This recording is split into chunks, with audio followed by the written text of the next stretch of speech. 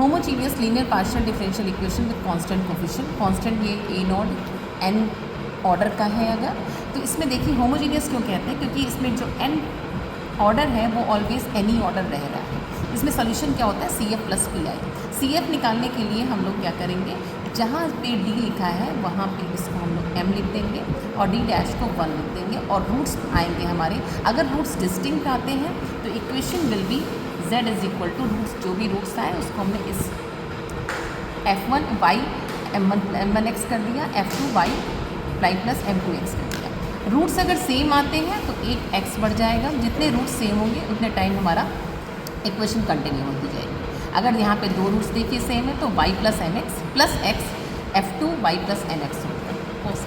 आता है P I के लिए सबसे पहले ये जो d और d डैश में फंक्शन है हमारा, उसको हमने इस फॉर्म में लिख लिया। अब एफ एक्स वाई के केसेस बन सकते हैं। पहला केस अगर हमने लिया फर्स्ट केसेस कि फंक्शन ए एक्स प्लस बी वाई में हो, तो हम लोग को क्या करना है, d की जगह a रखना है और d डैश की जगह b रखना है।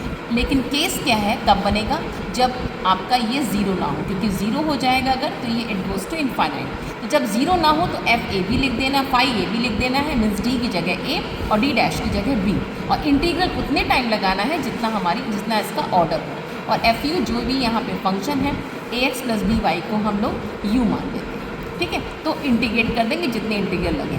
बट प्रॉब्लम क्या आएगी, जब ये केस ज़ीरो हो जाए, जब ज़ीरो आएगा तो जिसके रेस्पेक्ट में, अगर हम डी के रेस्पेक्ट में नीचे डिफ्रेंशिएट कर रहे हैं x लगाएंगे, अगर डी डैश के रेस्पेक्ट में कर रहे हैं तो y लगाएंगे। लेकिन केस कब होगा, जब इसका मान ज़ीरो ना हो। लेकिन प्रॉब्लम कब आएगी, जब ज़ीरो हो जाए। जब ज़ीरो हो एक और x बाहर कर देंगे और अगेन डिफ्रेंशिएट कर देंगे। सिमिलर केस y के लिए भी कंसीडर होगा। नेक्स्ट केस फोर्थ आता है, जब हमारा ऐसा कोई फंक्शन हो जिसको हम we can't say phi A X plus B Y, हम इसको A X plus B Y में नहीं लिख सकते हैं, तो इसमें हम लोग बाइनोमियल थ्योरम यूज़ करेंगे। एग्जाम्पल के तौर पे हमने ये लिया है, देखिए ये हमारा पी आई है, पी आई के निकालने के लिए फंक्शन है, और डी डैश में ये हमारा फंक्शन है X cube Y cube. We can't write in A X plus B Y, तो यहाँ पे हम लोग बाइनोमियल थ्योरम यूज़ करेंगे। लास्ट आता है ब्रह्मास जनरल केस फिफ्थ। इसमें क्या करना है, कुछ नहीं करना है आपको, ये जो आपका होमोजीनियस टर्म है उसको d minus M D dash में ब्रेक करना है